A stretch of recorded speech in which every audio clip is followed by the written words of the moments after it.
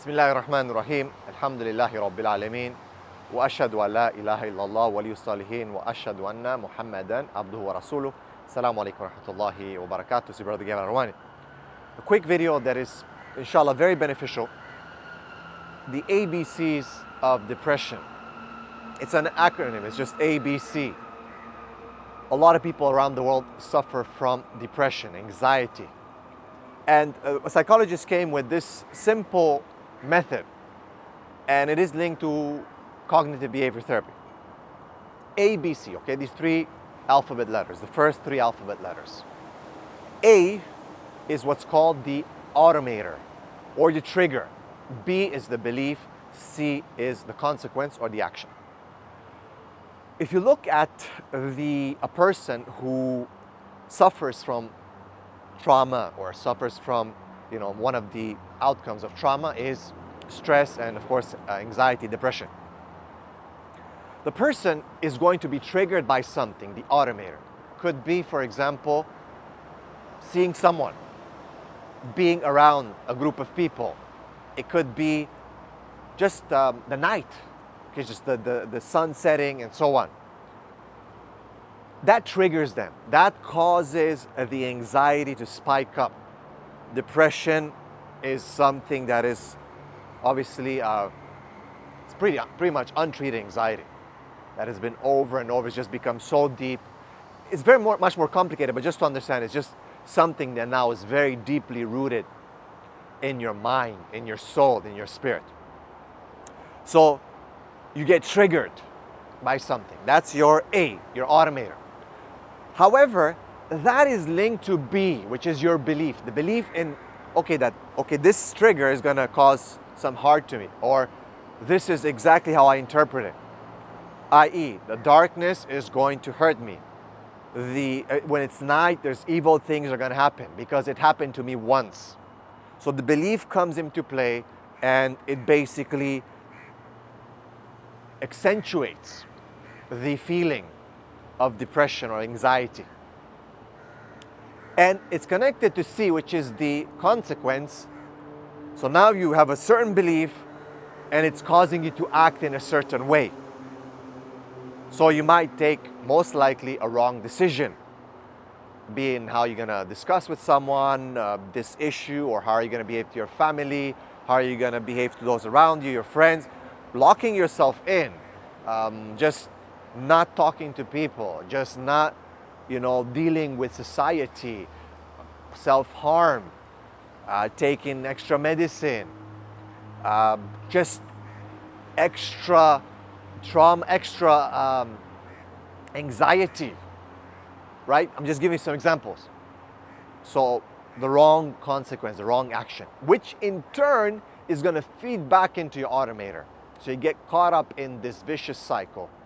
So now it confirms your automator, your trigger, and you're stuck in this vicious cycle. So now again, another trigger is presented, is confirmed by the belief, it influences your action. What can you do? What does positive Islamic cognitive behavior dictate based on positive Islamic psychology manual? When we look at the research around that, the one that we have to target is A, B, or C. It's B. A, you cannot change. The triggers around you might be things that are independent from you. You cannot change the sun or darkness sets. Cannot. The one thing you can change is B, your belief. How do you do that?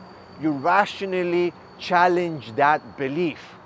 So if you feel, so night sets in, that's the trigger, causes anxiety, causes you to really feel very anxious. Your belief is that bad things will happen at night because that's what might have happened in the past. You've had trauma, i.e. got raped that night or something happened.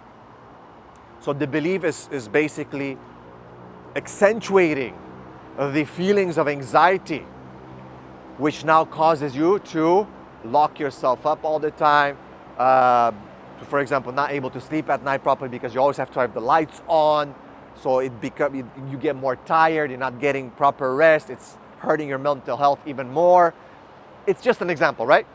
So now your your consequence, your action is affected by the belief. And then again, obviously, it's going to feed back into the automator. It's going to reinforce that yes, this is how I act, that's how I protect myself. Darkness comes in again, belief confirms it, consequence. And you get in this vicious circle that literally is going to induce deep depression if you continue and unless you break it. But what can you target according to positive Islamic psychology is the belief. If we look at Islam, what did Islam come to change in humans? Their false beliefs, be it in the unseen, be it that the Quraysh used to believe that Allah has daughters as angels, be it that human beings that did not believe that there's accountability or there's no akhirah, be it that they had the wrong understanding of tawheed, of aqidah, of theology, about human beings, the nafs, the soul, and many other issues. If you read the Quran, Allah addresses the belief. And it really breaks it down, refutes it, in many cases rationalize it to human beings. Hey guys, think here, make tadabbur, tafakkur, think about all these issues to change, have a whole paradigm shift when it comes to your belief. If the belief is changed, then easily you can change the action, the consequences of that belief, and then you break the vicious circle. So you rationalize it. Okay, so I've had a problem at night in the past, at some point, trauma, but there's been so many nights that have passed by and nothing happened to me. So hence, rationally look at it and like, wait a second, so, okay, the Prophet ﷺ said, for example, don't go out at night, there's jinn, okay, good, fine. Should I be scared at the night? No, because nothing really happened to me in so many nights compared to one night that I'm basing all my belief on, right? So you see how you rationalize it. By the way, this is just an example. So now your belief is targeted with rationale, with reason, dissected, broken apart, rationalized, and your mind says, okay, so it's not that bad. So now I need to change the consequence. I don't need to sleep with the lights on all the time so I have bad sleep. I don't need to just be alone all the time at night or whatever, or you know what I mean? You're changing now your belief. Maybe I can go and spend time with loved ones. Certain actions, consequences will be affected by changing their belief, rationalizing and dissecting, changing, reconstructing that schema, and synthesizing it again into a positive belief. Okay, remember, al-nahar wal-layl, al-layl wal-nahar, there are ayatain, there are two signs from Allah subhanahu wa ta'ala. So the night is not evil. Yes, at Maghrib time, as we know, the Prophet ﷺ said, pull your children in because that's when the shayateen come. But the night in itself is not necessarily evil. وَجَعَلْنَا اللَّيْلَ لِبَاسًا وَجَعَلْنَا النَّهَارَ مَعَاشًا. Allah has made the night as a cover, has made the day ma'asha, as action, living, and so on and so forth. So remember, A, B, C. The automator, the trigger, something that causes the anxiety. B, the belief that it reinforces it, confirms it based on maybe trauma or the wrong understanding.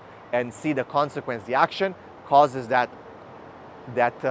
negative loop that you need to break by targeting B, the belief. Islam, the Quran, the Sunnah came to target the belief, a paradigm shift in the belief of people. Deconstruct negative beliefs, false beliefs, reconstruct, synthesize correct belief, correct theology, correct aqidah. Barakallahu feekum. Assalamu alaikum wa rahmatullahi wa barakatuh.